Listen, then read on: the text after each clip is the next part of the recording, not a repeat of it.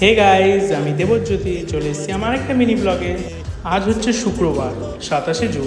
সকালবেলা ঘুম থেকে উঠে লেবু জল খেয়ে আমি চলে যাই হচ্ছে নিজের বাচ্চাদের দেখতে। বাচ্চাদের দেখে আমি দেখি ভাই ঘুমাচ্ছে, তোকে একটু জ্বালিয়ে নিই। তারপর আমি দাঁত মেজে চান করতে চলে যাই। চান করে এসে আজকে ব্রেকফাস্ট হচ্ছে ম্যাগি আর আপেল, এটাই। তারপর খেয়ে দিয়ে আমি রেডি হয়ে নিই। রেডি হয়ে ঝোলা নিয়ে বেরিয়ে পড়ি হচ্ছে নিজের অফিসের দিকে। বাসে খুব একটা ভিড় ছিল না, তাই রাস্তার মধ্যে নিজেকে দেখতে দেখতে আজকে তো আবার তারই জোর চলছে আর কি। সাইডে আমাদের কাজ চলছিল। তারপর রাস্তার মধ্যে দেখা হয়ে যায় একটা মিষ্টি বাচ্চার সাথে, ওর মায়ের সাথে ছিল। তারপর আমি জোজোদার সাথে চলে যাই হচ্ছে মুখার্জিদার অফিসে। আমাদের একটা কাজ ছিল। জোজোদার বাড়িতে আজকে আবার জগন্নাথ দেবের পুজো, তাই তারই আয়োজন চলছিল। তারপর ঠাকুরমশাই এসে পুজো শুরু করলেন, খুব ভালো করেই পুজোটা হয়ে গেল। তারপর দুপুরে আজকে ছিল হচ্ছে খিচুড়ি, পাঁপড় আর আলু ভাজা। জমে গেল দুপুরটা।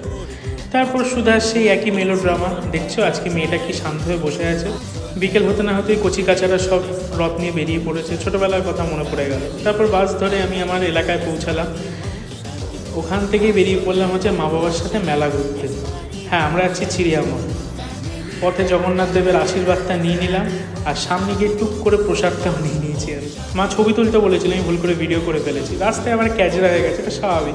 মেলায় অস্বাভাবিক ভিড়। এটা হচ্ছে চিড়িয়ামোড়ের মেলা। চিড়িয়ামোড়ের মেলা এখন ভিড় কমে গেছে বলতে গেলে।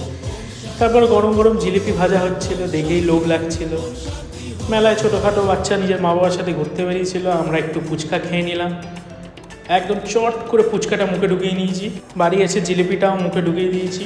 বাড়ি ফেরার পথে মেজবান থেকে নিয়ে নিয়েছিলাম হচ্ছে একটা মটন বিরিয়ানি। দিনের শেষটা একটু ভালো খেয়ে হয়। মটন বিরিয়ানিটা ভালোই ছিল, পিসটাও ভালোই দিয়েছিল।